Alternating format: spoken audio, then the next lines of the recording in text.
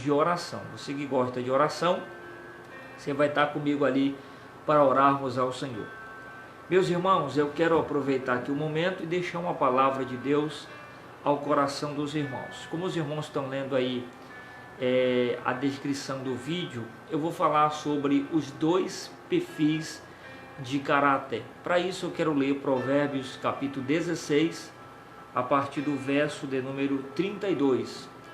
Diz assim um texto bíblico: melhor é o paciente do que o valente, e o que controla o seu espírito do que aquele que toma uma cidade. A sorte se lança no colo, mas do Senhor procede toda a determinação. Queridos, esse texto aqui de Provérbios do capítulo 16, a partir do verso 32, nós temos aqui narrado dois perfis de caráter. O escritor começa falando de dois tipos de perfis, e esses dois tipos de perfis ele determina caráter. Ele começa falando do primeiro perfil, que é o perfil de um homem manso. O segundo perfil é o perfil de um homem valente. E ao falar sobre esses dois perfis, o escritor ele usa a palavra melhor para mostrar qual é a melhor opção. Então, antes da expressão manso, ele usa a palavra melhor. E ele cita: é melhor ser paciente, é melhor ser um homem paciente, ser um homem tranquilo, ser um homem manso, do que ser um homem valente. E na segunda parte do verso ele diz: é melhor ser um homem que controla o seu espírito do que ser um homem que conquista uma cidade, ou seja, um homem valente que conquista uma terra, que conquista um território. Então nós temos aqui comparado dois tipos de perfis. E para nós falarmos do primeiro perfil, que é o perfil do homem manso, do homem paciente, onde a Bíblia nos orienta que essa é a melhor opção. Nós temos dois exemplos aqui de homem manso. Primeiro é Moisés. Moisés foi um homem manso. Em Números, no capítulo 12, verso 3, nós temos citado que entre os homens de Israel não havia um homem mais manso do que Moisés. Moisés era um homem manso. Da casa de Israel não havia um homem mais manso, ou seja, um homem que controlava o seu espírito, controlava as suas emoções. E segundo exemplo é Jesus. Jesus é apresentado no texto bíblico como um homem manso, e ele mesmo cita em Mateus 11, 29, vinde a mim porque eu sou manso e humilde de coração. E ele cita: em mim vocês vão encontrar descanso para a vossa alma. Então Jesus também é apresentado no texto como um homem manso. Então, falando aqui sobre esses dois perfis, quero começar falando primeiro sobre o perfil do homem manso. Por que eu devo ser manso? O que seria, por exemplo, um homem manso? Manso seria alguém de gênio afável, alguém que seja sossegado, bom, dócil, pacato, apaziguador, alguém calmo. Esta é a definição de alguém paciente, de alguém calmo. Agora eu lanço uma pergunta para me responder: por que devo ser manso? Por que você deve ser manso? Eu tenho aqui 4 respostas. Primeiro, devemos ser manso porque a paciência é a obra mais perfeita. É por isso.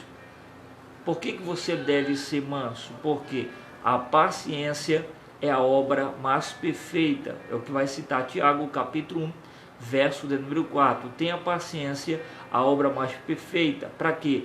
Para que possais fazer a vontade de Deus e alcançar a promessa. Tiago está dizendo que sem ter paciência não tem como fazer a vontade de Deus e alcançar a promessa. Eu só consigo viver promessa de Deus se eu tiver a paciência, se eu vivenciar a paciência. Segundo, porque eu devo ser manso? porque a paciência é um dos frutos do Espírito. A prova que o Espírito de Deus habita em nós e Ele trabalha na moderação, moderando a nossa vida, o nosso caráter, nos fortalecendo. Então, a paciência faz parte do fruto do Espírito, é o que está citado em Gálatas capítulo 5, verso 22, que mostra que a paciência é um dos frutos do Espírito. Se nós temos o Espírito Santo habitando em nós, teremos o fruto do Espírito chamado paciência. Terceiro, porque eu devo ser um homem manso? Porque a Bíblia nos orienta que sejamos pacientes. Você vai encontrar isso em Efésios 4, verso 2, que a Bíblia nos orienta que sejamos pacientes, ou seja, a Bíblia nos dá essa orientação para que nós cristãos, nós que servimos a Deus, sejamos homens e mulheres pacientes. Então a quarta resposta, por que eu devo ser um homem paciente? Porque praticamos o amor, e o amor, ele é paciente. Por causa disso, nós como cristãos, nós praticamos o amor, e o amor é apresentado na Bíblia como paciente, é o que vai citar Paulo em 1 Coríntios capítulo 13, verso 4. O amor, ele é paciente, ou seja, ele suporta. Então, se eu sou um praticante do amor, eu devo então ter paciência, porque o amor, ele é paciente. O segundo perfil é o perfil do homem valente, é o segundo perfil que Provérbios capítulo 16, verso 32 está citando, né? Então vamos ver, o que é ser um homem valente? Qual seria a definição, por exemplo, de valentia? Valentia seria a qualidade do que é valente, corajoso, intérprete, alguém que tem audácia, qualidade do que tem energia, força e vigor. Essa é a definição da palavra valentia. Ou seja, a Bíblia está citando aqui que não é bom ser um valente, no sentido, por exemplo, de ira, no sentido, por exemplo, de discórdia, no sentido, por exemplo, de ferimento físico. É nesse sentido que a Bíblia está orientando que não é bom ser valente. Ou seja, por que, também faço uma pergunta, por que não posso ser um homem valente? Por que eu não posso ser valente? Por exemplo, usar da minha valentia, por exemplo, me sobrecarregar de ira e usar da minha valentia. Por que eu não posso ser valente? Eu tenho também 4 respostas para dar para os irmãos. Primeiro, porque na ira do homem não opera a justiça de Deus, ou seja, toda vez que o homem estiver irado, não terá operação de Deus, porque na ira do homem não opera a justiça de Deus. Enquanto você estiver irado, querendo vingança, revoltado, Deus não vai operar na sua vida, porque na ira do homem não opera a justiça de Deus. É o que cita Tiago capítulo 1, verso de número 20. Segunda resposta, por que eu não devo ser valente? Porque o homem irado provoca brigas, ou seja, todo homem valente, toda pessoa que se usufrui da sua valentia, ele é um provocador de brigas. É o que está citado em Provérbios capítulo 29, verso 22. Ou seja, todo homem valente, ele é um provocador de briga. Ele sai na faca, na bala, no revólver, etc. Ou seja, ele briga por qualquer motivo. Terceira resposta, por que não posso ser um homem valente? Porque o homem valente prefere a vingança. Você vai ver que todo homem valente, toda mulher valente, ele é vingativo, ela é vingativa, ele tem preferência por vingança. É o que está em Romanos capítulo 12, verso 19, onde Paulo orienta através das palavras de Deus: não vingueis, porque a vingança pertence a Deus e Deus vai retribuir. É Deus que vai retribuir a vingança, porque a vingança pertence a Deus. A vingança, ela não pertence a nós, é Deus que vai retribuir. É Deus. Então, se você foi injustiçado, se você foi maltratado e o teu coração se encheu de ira, deixa com Deus, deixa Deus fazer, porque é Deus que vai retribuir, porque a vingança não pertence ao homem, a vingança ela pertence a Deus. Agora vamos ver aqui a quarta resposta. Por que eu não posso ser uma pessoa valente? Primeiro, porque a resposta dura ela suscita ira. Então olha só, todas as vezes que eu der uma resposta dura, eu estou suscitando brigas, eu estou suscitando iras. Por exemplo, se alguém lhe responde, por exemplo, com uma criação, e você responde com um tom mais alto, você está sendo um provocador de ira, porque a resposta dura suscita ira, mas a resposta branda, ela elimina o furor. A pessoa vai se levantar com fúria, com a resposta daquela bem cruel, bem cabeluda, aquela resposta cheia de revolta contra você.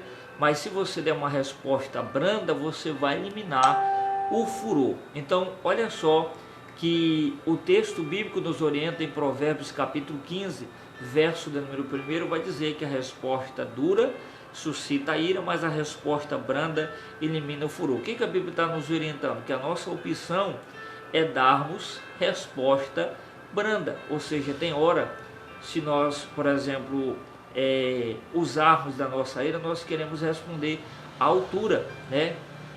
Do provocador, daquele que provocou, daquele que insultou, daquele que soltou uma revolta, soltou uma piadinha, não. Mas você vai responder conforme a palavra. A Bíblia nos orienta que o cristão ele tem que estar pronto para responder. Se você ler Salmo 119, verso 42 a 45, Davi pediu a Deus para Deus ensinar ele a responder. Ou seja, qual foi a palavra de Davi? Senhor, tenha misericórdia de mim, para que eu esteja pronto para responder os que me afrontam. Ou seja, Davi queria estar pronto para saber responder os que afrontavam ele. Ou seja, não é errado você responder os que lhe afrontam. Por exemplo, se alguém está lhe afrontando, se alguém está lhe perseguindo, se alguém está falando bobagem contra você, não é errado você responder. Mas você tem que saber responder. Não é apenas responder, é saber responder. Uma resposta branda, você pode colocar a pessoa no lugar dela, fazer com que a pessoa se manque, né? E esteja no lugar dela. Então olha só, Paulo orientou a igreja Colhe Pastoral, dizendo: esteja aí pronto a cada um para saber responder a cada um que pedir a razão da vossa fé. Ou seja, muitos cristãos não sabem responder quando alguém lhe pedir a razão da sua fé. Por exemplo, você que está me assistindo aqui, se alguém lhe perguntasse assim: por que você serve a Deus? Qual é a razão da sua fé? Você está pronto para responder? Você saberia responder? Essa é a orientação bíblica. É isso que Paulo está ensinando. Esteja aí pronto para responder a cada um que vos pedir razão da vossa fé. Tem muitos ímpios que humilham o cristão até sobre assuntos da Bíblia. Por quê? Porque o cristão ele não tá pronto para responder. Ele não sabe dar resposta sobre a razão da sua fé. E se o cristão não sabe dar resposta sobre a razão da sua fé, ele será humilhado, ele será maltratado, ele será rejeitado. Então, é por isso que serve as instruções da palavra, porque todo cristão instruído, ele é pronto para responder. Eu duvido, por exemplo, uma pessoa mal intencionada tentar humilhar quem conhece Bíblia, tentar humilhar quem tem conhecimento da palavra. Por quê? Porque ele terá resposta, né? E a Bíblia nos orienta que nós estejamos prontos para responder a cada um que nos pede a razão da nossa fé. Se alguém lhe perguntasse: por que você serve a Deus? Você teria resposta? Se alguém lhe perguntasse: por que você vive com Deus? Por que você anda com Deus? Você teria resposta? Você tem que ter resposta. Por quê? Paulo orienta que nós devemos estar pronto para responder a razão da nossa fé. Então olha só, por que eu não posso ser valente? Por causa dessas 4 respostas que eu dei para os irmãos. Agora existe o bom sentido da valentia. Eu defini aqui que a valentia também ela é definida como coragem, né? O valente também é definido como corajoso, intérprete, alguém que tem audácia, por exemplo, alguém que tem energia, força e vigor. Então existe um bom sentido da valentia. O que a Bíblia está, por exemplo, orientando, precavendo, a valentia no sentido de ira, de briga, de discórdia, mas existe o bom sentido da valentia no sentido de coragem, no sentido de força e vigor. Então vamos ver aqui o bom sentido. 1 Samuel, capítulo 17, verso 51, vai citar Davi, mostrando Davi pegando a espada do gigante e matando o mesmo. Ou seja, Davi era um rapaz valente, corajoso, e Davi usou a sua valentia para quê?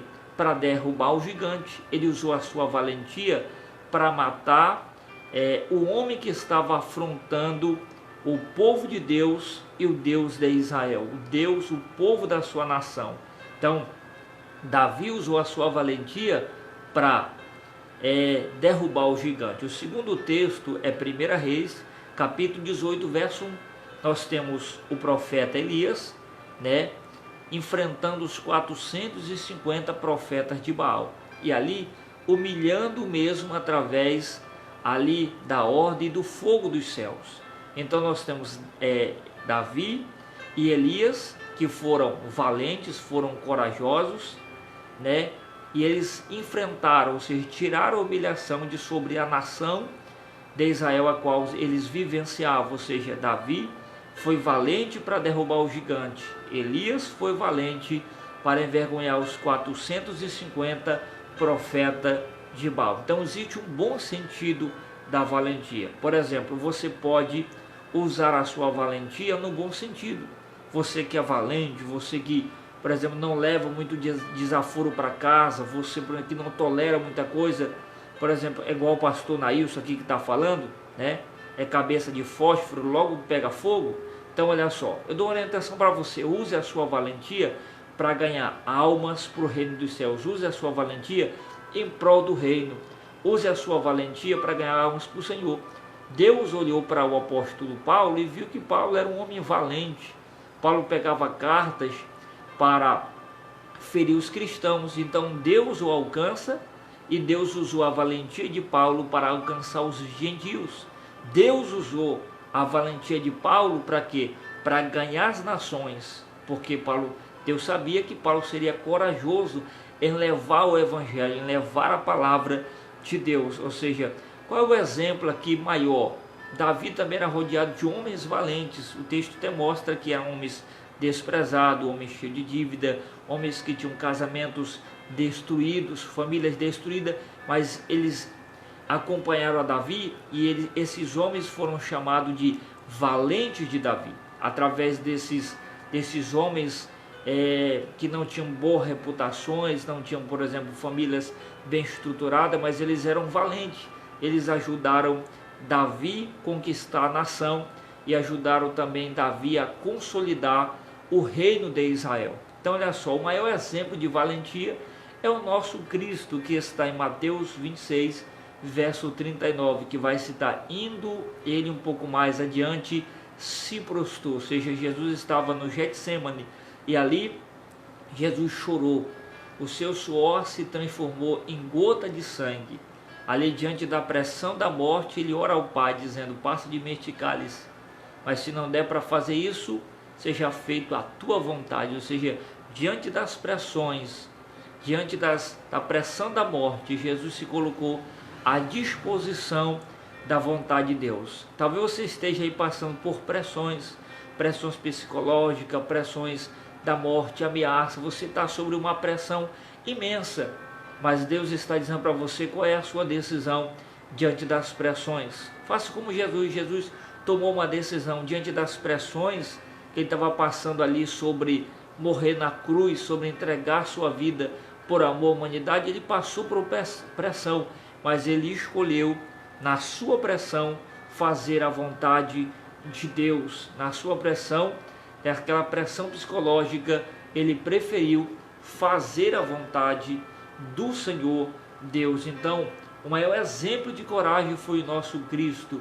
que ele mesmo sendo Deus, ele não usou por usurpação ser igual a Deus, o que vai dizer Filipenses capítulo 2, verso 5, mas ele antes se humilhou, tomando a posição de servo e se humilhando, aceitando a morte e a morte de cruz. Então, queridos, que você possa fazer a sua opção. É o que diz Provérbios 16:32, é melhor ser paciente do que ser valente. Então, eu estou orientando aqui, então fica, a escolha é sua, a decisão é sua, escolha ser paciente, porque quem tem paciência, quem espera em Deus, vai alcançar. Seja paciente, que você vai ver as promessas de Deus se cumprindo em sua casa, em sua família. Eu quero abraçar todos os irmãos que estão aqui comigo. Eu não estou vendo os comentários, mas depois eu vou responder todos vocês, tá bom? É a minha internet aqui, que é um pouquinho péssima, mas estamos indo conforme dá. Queridos, eu quero orar agora com os irmãos, mas antes eu faço mais um convite, tá bom? Dia 1º de julho, voltamos às nossas atividades da nossa igreja, já no novo endereço. Você vai encontrar a nossa placa, tem um globo escrito IPDV, Igreja Pentecostal do Deus Vivo, Ministério da Reconciliação, tá bom?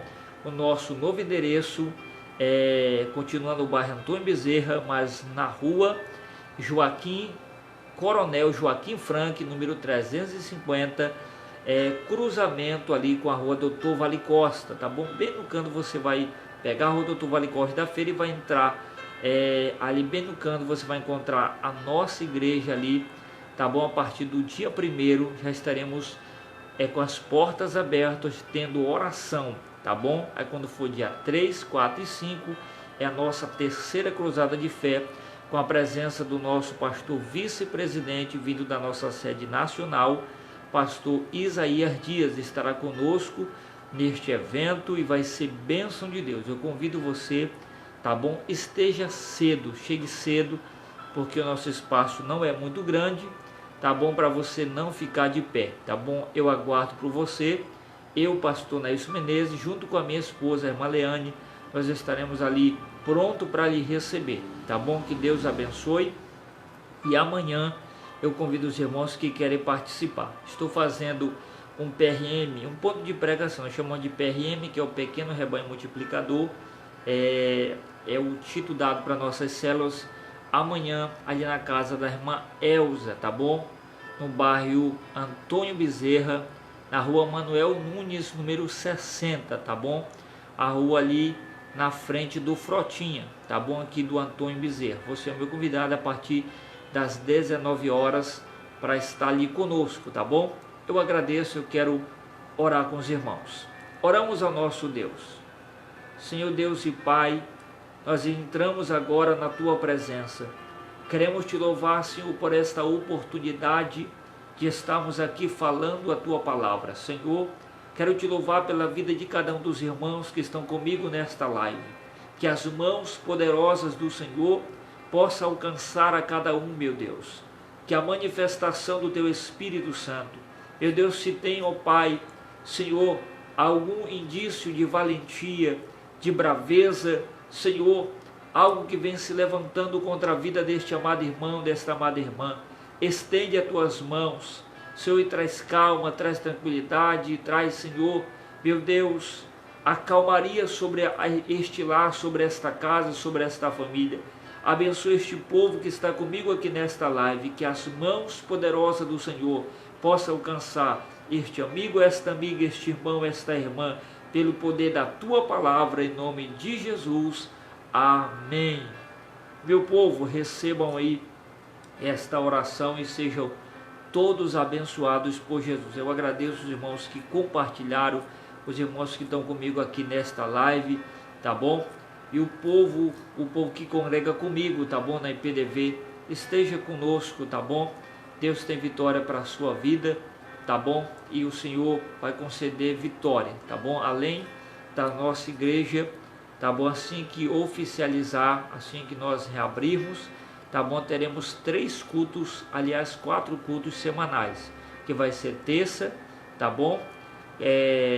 Vai ser terça-feira, sexta-feira, campanha forte, sábado à tarde, a partir das 13 dias de vou estar anunciando, e domingo à noite, porque os demais dias nós estamos no ponto de pregação. Nos sábados vai ser lá na Irmã Elza, próximo do Frotinha, Travessa Manuel Nunes, número 60, e nas quinta-feira lá na comunidade Unido Venceremos, ali em frente ao terminal de ônibus, tá bom?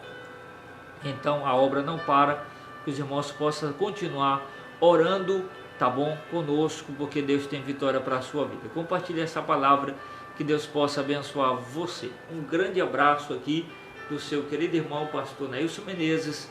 Fique todos com Deus, que Deus vos abençoe em nome de Jesus, e amanhã, se der certo, nós estamos na live novamente em nome do Senhor. Um grande abraço e fique com Deus.